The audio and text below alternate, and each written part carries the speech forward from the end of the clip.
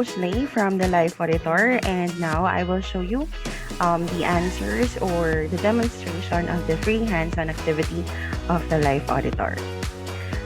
So the free hands-on activity of the Life Auditor was given to the students after finishing the courses, and here are the instructions. So for today, we will try to do them so that you can compare to what you did on your own. Okay? So first, yung unang gagawin is to open your demo account in Xero. You have to make sure that you use Australia as your country when creating an account. If not, please sign up for a free trial. So bakit dapat Australia yung ginamit natin? It's because of the payroll restriction. If you use Philippines on your demo account, we won't have the full feature of the payroll. That's why Australia yung gagamitin natin. So on this one, okay, I use Australia, so this is all good. So you will know that it's Australia because it shows AU here. Okay? Okay, now let's go to number 2. Step, approve all the bills in the awaiting approval tab. So to go to the bills, we need to go to business and then bills to pay. After that, let's check awaiting approval area. So there's one here that is not yet approved. So just click this and then approve. Okay.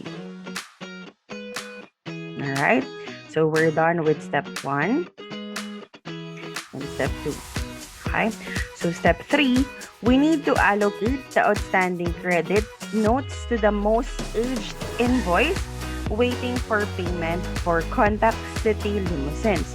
So ang ibig sabihin nito, yung daw credit notes ng City Limousine, kailangan natin i-allocate dun sa mga outstanding invoices niya. So first, we have to go to City Limousines.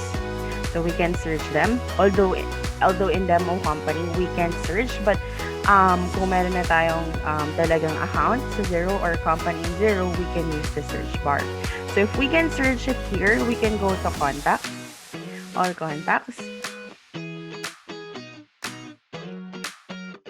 And then we find City Limousines. So City. Yan. So click City Limousines. Right. So when we see City Limousines, we can see that there is a sales credit note sent. Okay, so this is the one that we should allocate. And according to the instruction, we need to allocate it to the most aged invoice waiting for payment. So ang ibig sabihin ng most aged invoice, yung pinaka maaga na na-invoice, yung pinakaunang na-invoice. Okay, so it means that we should apply it to ORC 1002. Okay, so click this one. Credit note options and click allocate credit. Again, according to our instruction, we should apportion it to the oldest invoice. So 16.5. Okay, and then click allocate credit. Okay. So after that, okay, we're done with the step 3, with the instruction number 3. Okay, now for number 4, we need to submit all invoices in draft for approval. So let's go back to invoices. So we can click here or we can click business, invoices. Okay, and then we click on draft. Okay, and then let's click all of them. And let's click submit for approval. Okay. Okay, so number 4 is done as well. Number 5, we need to create a repeating invoice using the details below. So we need to create a repeating invoice for Peace Company, 2,500 total amount, GST on income, every first of the month, to be sent to peacecompany@mail.com, and that's the 5th step. So let's go to business invoices again, and we can click this drop down list to create a repeating invoice. So click new repeating invoice. Okay, so the instruction says Peace Company Incorporated every first of the month. So it should be approved every first of the month, or let's check. To be sent to Peace Company. So if it says to be sent, kailangan daw natin siyang i-send every time na mag-create tayo ng repeating invoice. So to do that, we need to click approve for sending. Okay? So every first of the month. Okay? So today is June 12. So let's use July 2. Okay? Let's use June and let's say 1 day after the invoice date. There is no ending date according to the instruction. Invoice to Peace Company. Okay, we don't have any reference. Okay. So the total amount is, so description, let's just put Peace Company here. It was 1 to 500. Sales. GST on income. So we need to use tax inclusive kasi 2.5 dapat yung total. Okay, so Peace Company, 2,500, GST on income, every first of the month, and then to be sent to Peace Company. So when we save this, we need to enter the email address. So peacecompany@mail.com. Okay, we need to include PDF as attachment and mark as paid. Click done.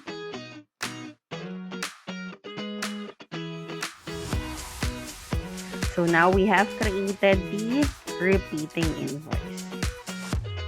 So we can mark this as finished. Okay, now let's proceed with step 6 or instruction number 6. Add below contact. So it's Leilani Maranao. Leilani Maranao at mail.com. GST on income with this ABN. Okay, so to add a contact in Xero, we need to go to contacts. And then all contacts, then click new contact. So the contact name is Leilani Maranao. So first name Leilani Maranao with the email Leilani Maranao at mail.com. Okay. Tapos there is GST on invoice. Okay, so let's find the invoice sales setting. Sales. Okay. And then default sales GST on. And then the ABN number. Put this one. Okay, so click save. We are also done with instruction number 6.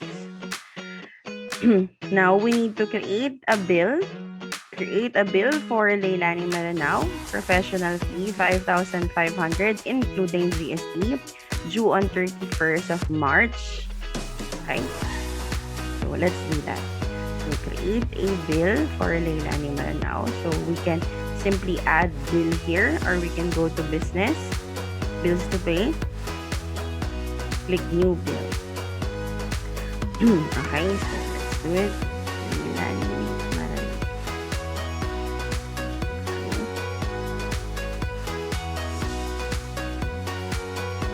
So professional fee 5,500. March 31, 2022. Professional fee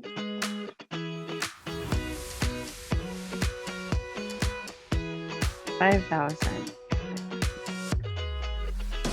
So there is no professional fee in our account, so we can add it.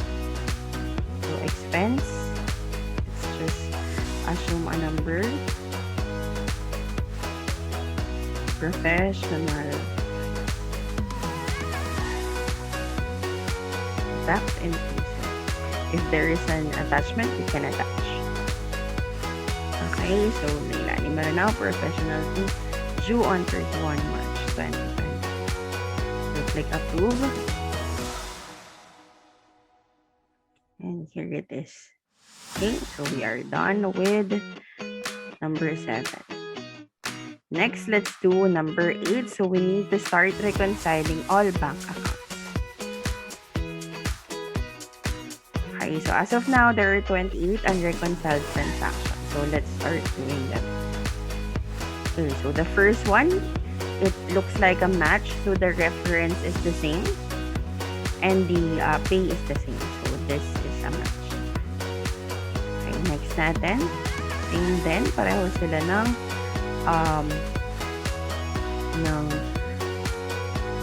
payee. Okay, and the amount is the same. Tapos yung date and they coincide with each other. So click OK.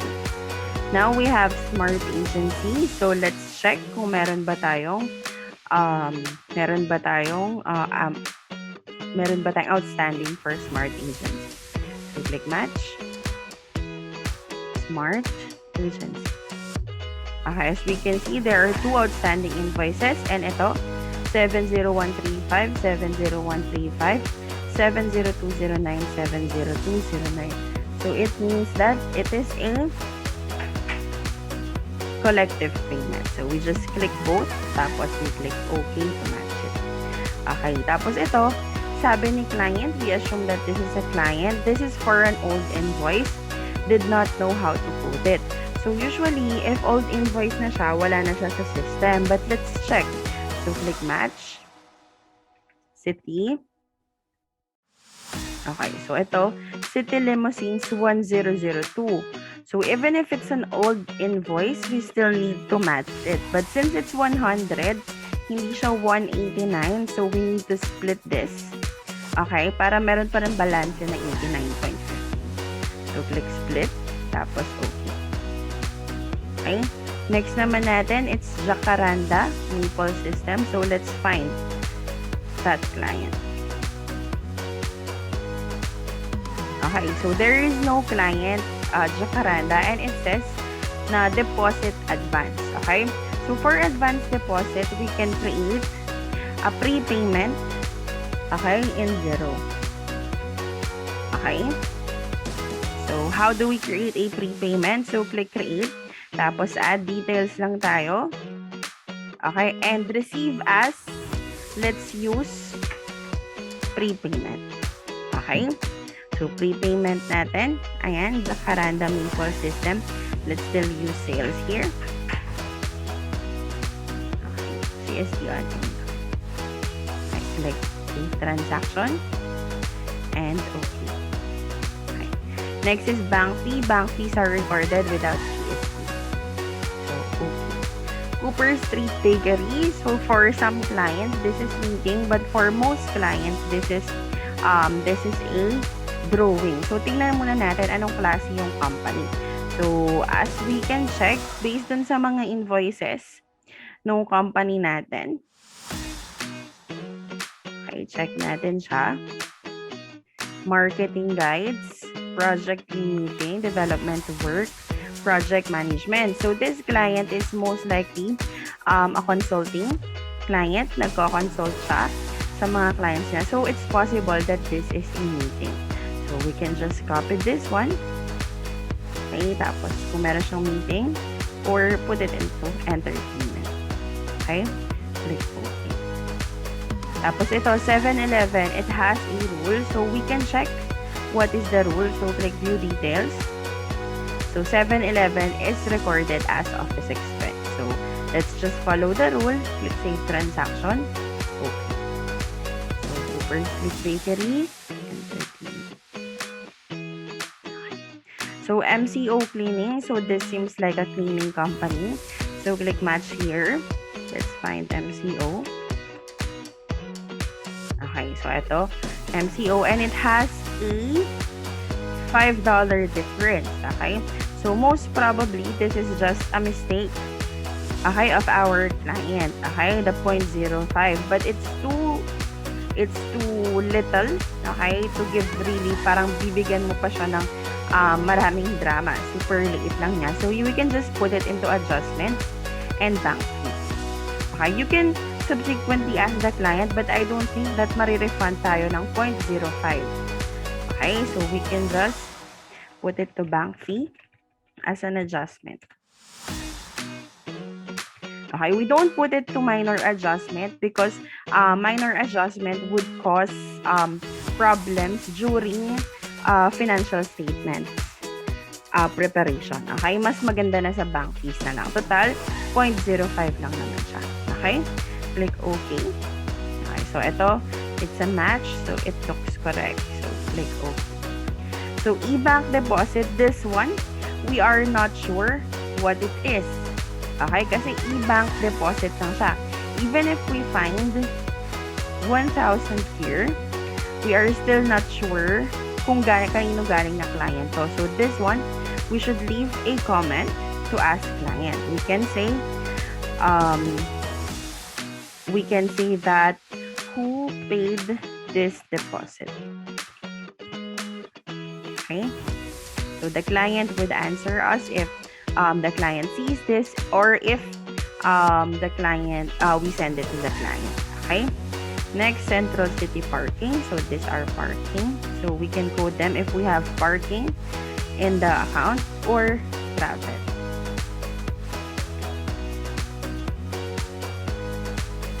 Next, parkside kiosk, the same, parking as well. So let's just code it for now in travel.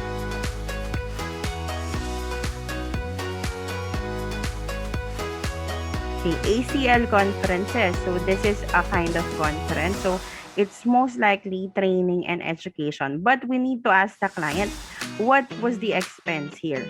So let's ask, what was the expense for? Okay. Then central city parking, parkside kiosk.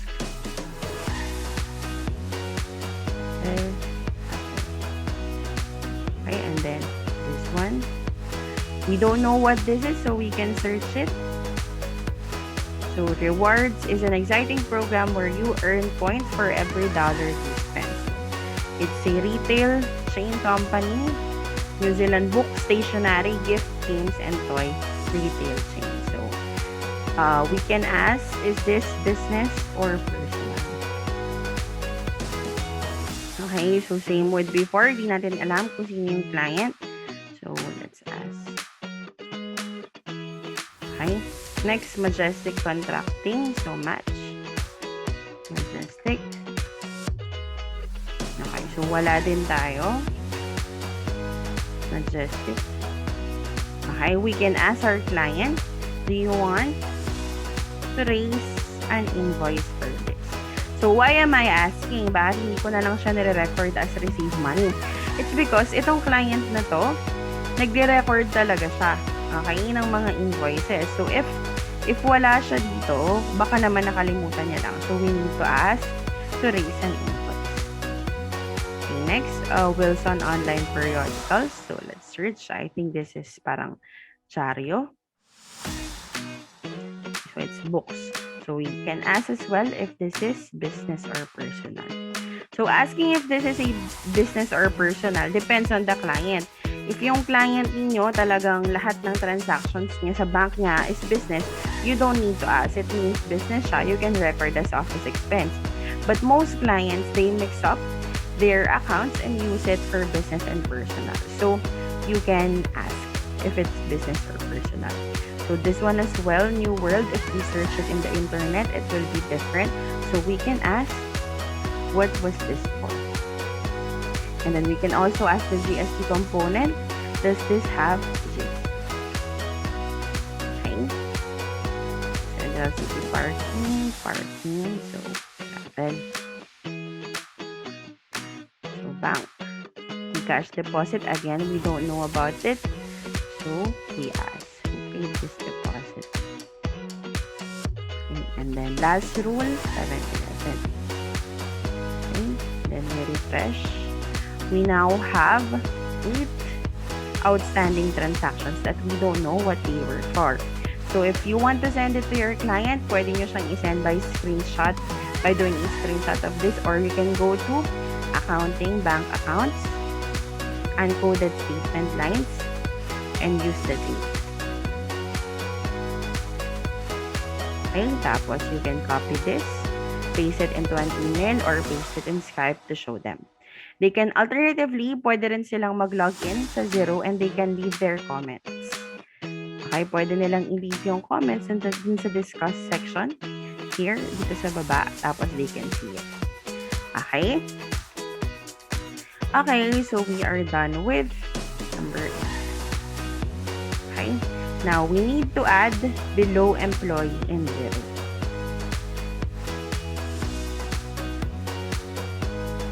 Okay?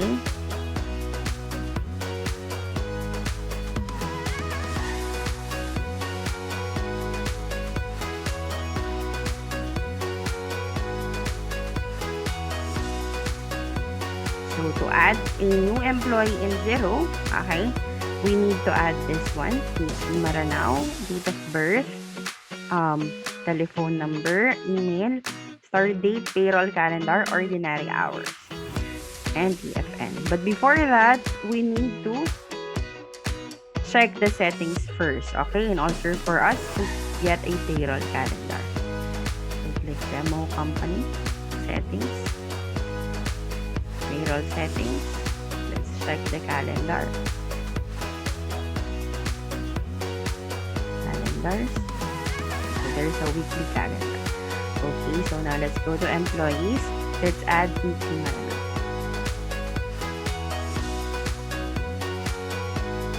New employee, add employee. Add Michi Maranao. So, date of birth, 1/1/1990. So, 1 January 1990. Gender, female.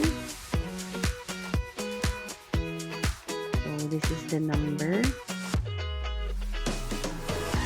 Contact number. Okay, and this is the email.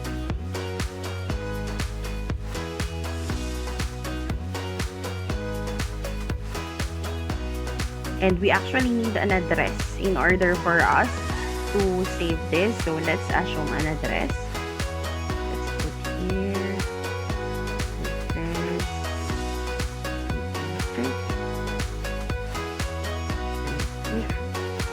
Address.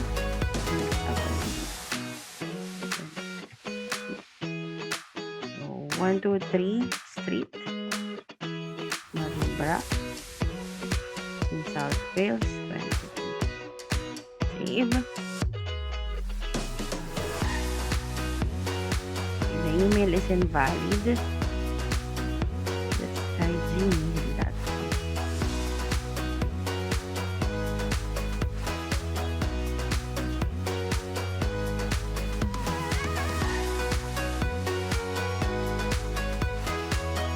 Okay, so it was saved. So the other tabs will now appear. So sa employment, gamitin natin start date 28 February 2022. 28. Tapos weekly calendar daw siya. Okay. Okay. Tapos save. TFN is this one. Okay. Tapos save. Okay, let's use employee basis is let's use full-time. So, full-time, normal full-time hours. So, full-time employee. So, full-time. Save.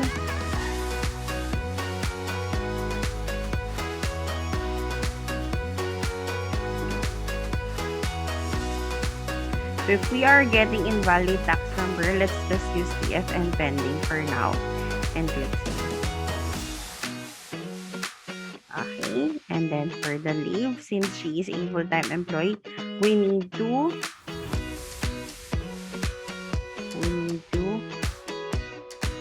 set it up. Okay, so we forgot to put ordinary hours here. So save. Tapos balik tayo sa leave. Tapos assign default leave types. Yan. Tapos punta tayo sa pay template. And let's use 48.4. So, add earnings line. Ordinary hours, okay? 48.4. Tapos, sabi niya sa instruction, normal FT hours, same every week. So, ang normal FT hours would be normal full-time hours would be 38. So use 38 here. Tapos add super. Okay. And then save. So we are done with instruction number 9. Okay. So next natin, yung instruction number 10. So let's make a pay run per week ending 403 and 1103. But because it's a different date, ang ibig sabihin lang, let's make pay run for the next 2 weekly period. So eto, there is a draft already. Kasi yung last weekly natin, let's delete this first, itong draft, kasi there can be no 2 drafts at the same time. So our last draft was 14 May. So eto. Okay, so let's add the next 2. So just click weekly calendar, 21 May. Okay, tapos tanggalin natin sila and use Michi. Because Michi works the same every time. So 38 hours multiplied by 48.4. So just save. Tapos post pay run. Yes. Okay. And then next, the other one. Add pay run. Weekly. Next. And just remove both. You see, pareho lang yung kanyang net pay. Click post. Yes. So we are done with number 10. Okay, so this one requests annual leave of half day for 1803. This is just the next pay run again. So let's just request. Go to payroll, leave. Tapos new leave for Michi. Annual leave. Half day annual leave. So for the next pay run, so yung last natin, tingnan natin yung last natin kung kailan siya. So the last one was 28 May. So yung next week na 28 May. So that is 30. And only half day leave. So that is that is 7.6 divided by 2. So 3.8 hours. Okay, click approve. That is the half day. Okay, so we're done with 11. So lastly, we need to download the following. First, 1 month comparative PNL. Okay, and balance sheet ending in 31 March 2022. So since because ang reason kung bakit iba yung date sa hands-on activity dun sa demo companies, because demo company is evolving kasi. Okay, so instead of just doing a 1 month comparative dun sa P&L and balance sheet natin ending in 31 March, I will do a full comparison between months from May or June hanggang sa mga 4 months or 5 months. Okay? So, let's do it. So, let's go to accounting reports. Close na natin to. Okay. Tapos, labas tayong profit and loss. Okay. So, ayan. Lalabas this month. So, let's compare it with, let's say, 5 periods para last 6 months. Okay? Click update. Yan. So, this is the last period. So, the values should look like this. Okay? Kahit ano yung month, they should look like this. So, let's download it. So, save as. Pwede mo nang i-export as PDF. Yan. So, ayan siya. Demo company. Okay? 1 month comparative. We can also publish them. Okay? Para nakasave sila. Although, si demo company eventually mawawala din siya. Profit and loss. 6 months. Comparative.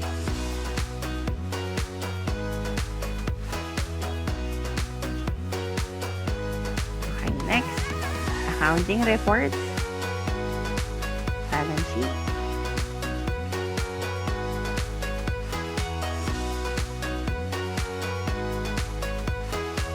Okay, So, same tayo, but let's use end of last month. Okay, end of last month. Tapos, compare ulit with 5 periods. Update. Ayan siya. Okay. Export as PDF. Ayan. Tapos, save as published.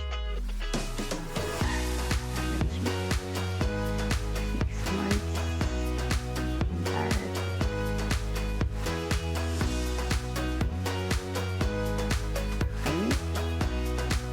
Next, after the balance sheet and the P&L, all contacts leave transactions. Okay, so all contacts leave transactions, let's check them. So go to accounting, reports, leave transactions. Okay, so all contacts leave transactions. So this financial year, update. So this one. Okay, so let's download it as PDF. Okay, next.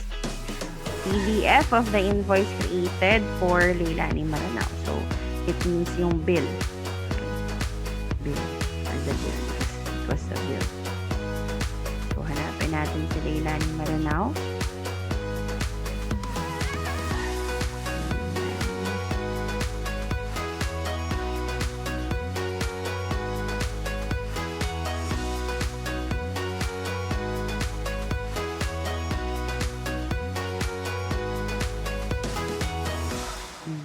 Contacts.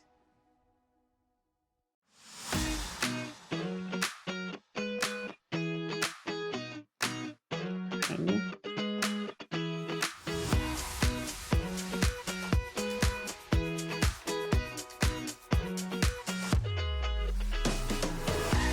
Print it.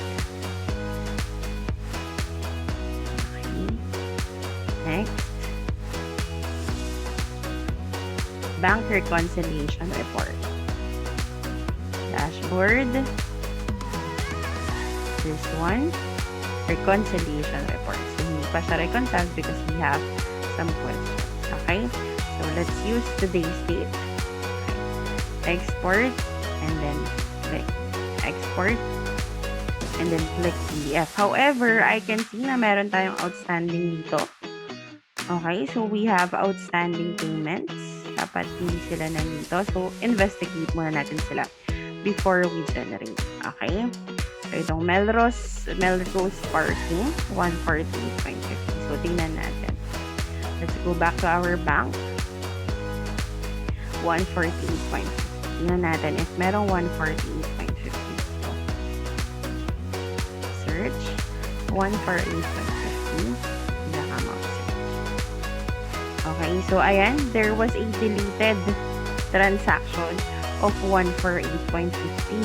Tapos dito, meron din tayong unreconciled na 148.50. So let's see the history. Ano bang nangyari? So na-record siya. Okay. Note, very late in paying this month due to problem switching to automatic payments.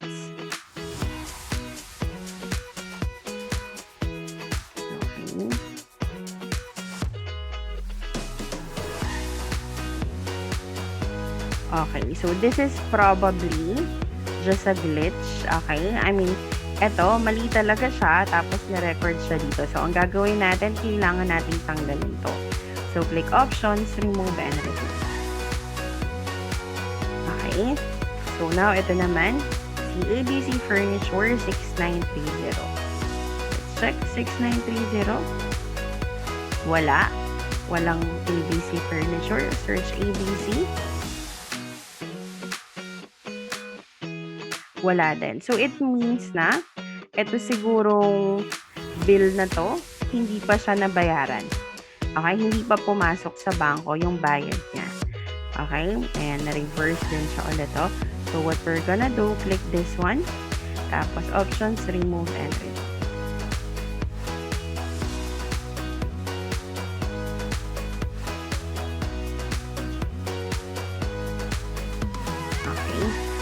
Ulit natin yung reconciliation report natin. Okay, it should look like this. Ayan. So, kanina, di ba may deleted transaction? If talagang part yun ng bank natin, it should appear here. Okay? Tapos, it's okay kung yung mga transactions nyo, okay? Kung wala na kayong transaction dito, okay lang, we will accept it. For example, yung mga e-bank deposit nyo, ni-record nyo sila as income, that's okay. Tapos, kung yung conference, ni-record nyo siya as training and education, that's okay. Kung yung with calls, at saka yung New World, saka yung Wilson, ni-record nyo siya as office expense, it's okay. Kung itong Majestic Contracting as well, ni-record nyo siya as contractors, it's okay. Okay, but I am just showing you na pwede nyo siyang tanungin sa client. So, export PDF. Okay. So, lastly, let's generate the payroll summary report for the pay runs that we created. So, go to payroll, tapos pay employees. Okay. Then, payroll summary. Okay. Next. Yung isa naman.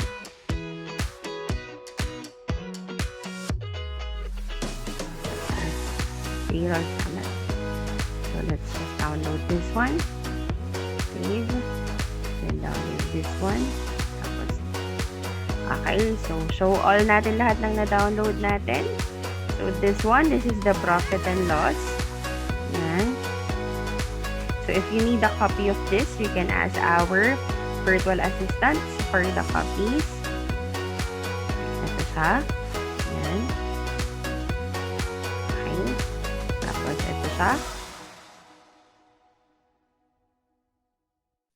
Okay. Then, this one. Ayan. Tapos, ito. Okay. Payroll employee summary. Okay. Okay. So, if you need a copy, sabi ko nga, you can email our virtual assistant for the copy. Okay. So, we have finished the last instruction. Okay. So, for any questions, you can message me the same as before.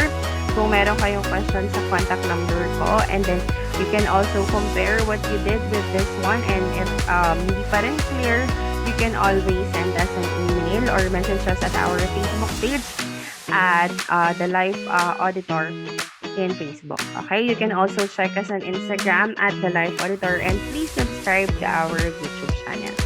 Thank you so much for listening today. Have a great day. God bless everyone. Bye-bye.